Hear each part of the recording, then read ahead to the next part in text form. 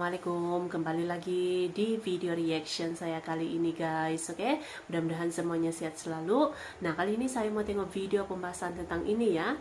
Indonesia buat Uni Eropa bingung bayar pajak bauksit hingga nikel. So, jangan lama-lama lagi, mari kita sama-sama tengok video ini. Let's go. Mainkan strategi cantik, Jokowi buat Uni Eropa bingung bayar pajak bauksit hingga nikel. Parts where we cooperate, but there are other parts where we are strong competitors, and for that we also as G7 know that we need to have our tools, for example a 5G toolbox or foreign direct investment screening and other tools.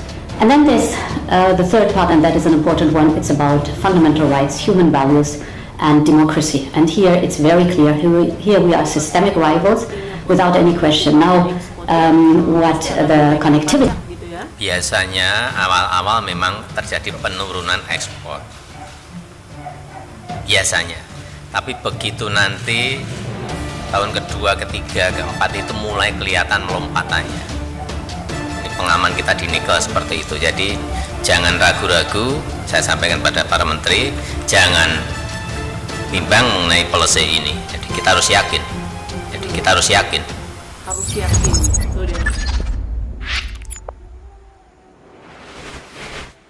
Halo sahabat bagi-bagi, permainan Jokowi ini membuat Uni Eropa kewalahan.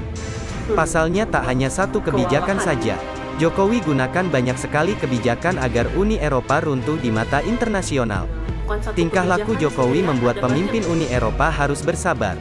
Pajak menjadi solusi terakhir agar Uni Eropa mendapatkan komoditas dari Indonesia. Negara Eropa memang sudah melarang komoditas dari Indonesia untuk dijual di negaranya. Namun tidak dengan nikel dan bauksit. Negara ini sangat membutuhkan nikel dan bauksit, karena untuk membuat barang-barang jadi. Dan dengan liciknya, negara tersebut menginginkan nikel dan bauksit, namun menolak kelapa sawit dan komoditas unggulan lainnya. Ini terkait energi baru terbarukan. Pasalnya jika Eropa mengizinkan produk seperti sawit dari Indonesia, mereka sama saja menjatuhkan produknya sendiri. Dengan ini mereka harus mengemis dan membayar pajak yang besar atas ekspor dari Indonesia. Sahabat bagi-bagi, keuntungan demi keuntungan ekspor dari hilirisasi program Jokowi terus terlihat jelas. Dahulu, sebelum diterapkan pelarangan ekspor nikel, nilai ekspor Indonesia hanya 3,40 miliar US dollar, dan kini nilainya melonjak mencapai 12,35 miliar US dollar.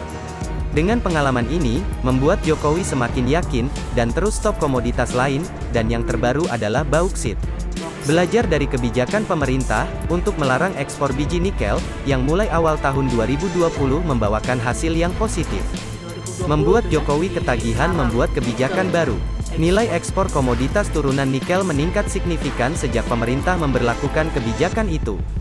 Seiring dengan naiknya komoditas nikel, membuat Indonesia mulai kebanjiran orderan. Dan dengan kesirikannya Uni Eropa terus menggugat di WTO. Sahabat bagi-bagi, oleh karena itu, pemerintah terus memacu tumbuhnya industri smelter yang terbukti memberikan multiplier effect, atau efek pengganda yang luas, bagi perekonomian nasional.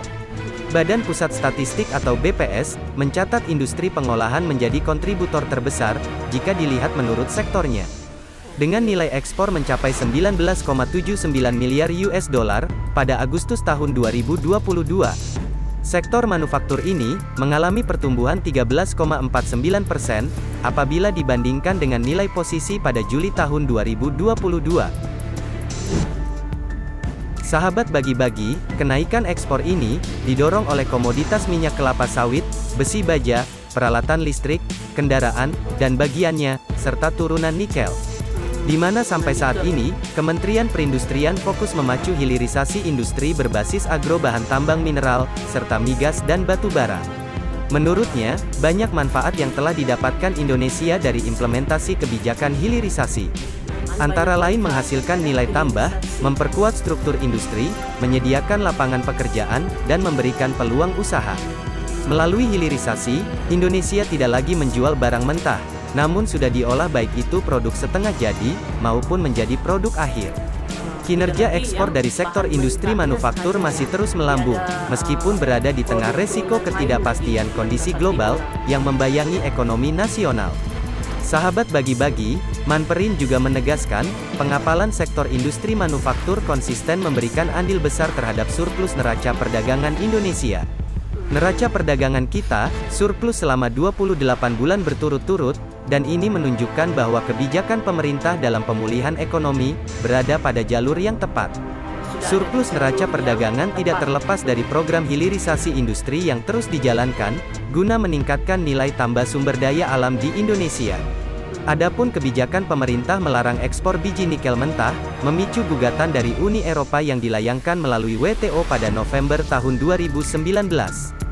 Dalam gugatannya, Uni Eropa menilai bahwa Indonesia telah melanggar komitmen anggota WTO, untuk memberikan akses seluasnya bagi perdagangan internasional, termasuk diantaranya produk nikel mentah Indonesia, yang kini juga sedang menunggu hasil akhir dari proses penyelesaian sengketa dagang, yang dilayangkan oleh Uni Eropa, dalam sidang WTO, terkait larangan ekspor biji nikel.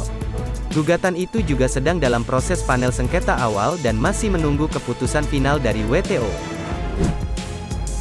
Sahabat bagi-bagi, jalan terjal reformasi ekonomi mengadang, ketika Badan Penyelesaian Sengketa pada Oktober lalu, memenangkan gugatan Uni Eropa, atas Indonesia terkait kebijakan larangan ekspor nikel. Kegagalan di WTO, juga sempat dikhawatirkan menjadi batu sandungan untuk mempercepat hilirisasi dan industrialisasi di tanah air. Bangsa yang kaya akan sumber daya alam ini, tentunya sudah jera, setelah puluhan tahun hanya menjadi eksportir bahan mentah tanpa menghasilkan nilai tambah. Namun pemerintah sudah mengambil sikap, Presiden RI Joko Widodo ngotot, bahwa hilirisasi komoditas tambang harus terus berjalan. Sahabat bagi-bagi, Presiden memahami larangan ekspor bahan mentah tambang dari Indonesia, akan merugikan banyak negara lain. Ini terlena dengan kebijakan longgar atau sumber daya alam Indonesia. Dalam hal nikel, Uni Eropa merasa tidak nyaman, dengan larangan ekspor mineral logam itu.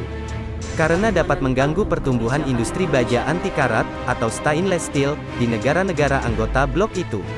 Nikel kerap disebut sebagai the mother of industry, karena pengolahan jenis logam ini, menghasilkan produk turunan ke banyak sektor, yang dibutuhkan manusia, seperti sendok, baterai, telepon genggam, hingga kendaraan. Nikel juga diprediksi akan menjadi primadona, seiring dengan meningkatnya kebutuhan bahan baku mineral logam itu, untuk produksi baterai dan kendaraan listrik yang digadang-gadang sebagai salah satu industri masa depan. Indonesia juga menguasai lebih dari 20% total ekspor nikel di dunia. Indonesia juga menjadi eksportir nikel terbesar kedua untuk industri baja negara-negara Uni Eropa. Oke guys, jadi itulah dia video pembahasannya ini. Nah, jadi kebijakan baru Indonesia ini ya, memang betul-betul buat Uni Eropa sekarang ini tidak tenang, kesusahan gitu ya. Jadi bukan hanya nikel, ini terbaru lagi bauksit ini, yang pastinya akan ada kebijakan-kebijakan yang akan diterapkan gitu. Jadi betul-betul Indonesia sekarang bikin negara-negara maju, bikin negara-negara besar seperti Uni Eropa ini kebingungan dan tidak tenang guys tuh. So, terima kasih banyak sebab kamu sudah menonton video ini. Jangan lupa macam biasa untuk support channel saya dengan subscribe, like video ini, dan jangan lupa untuk komen juga, oke? Terima kasih banyak dan kita jumpa lagi di video seterusnya. Assalamualaikum.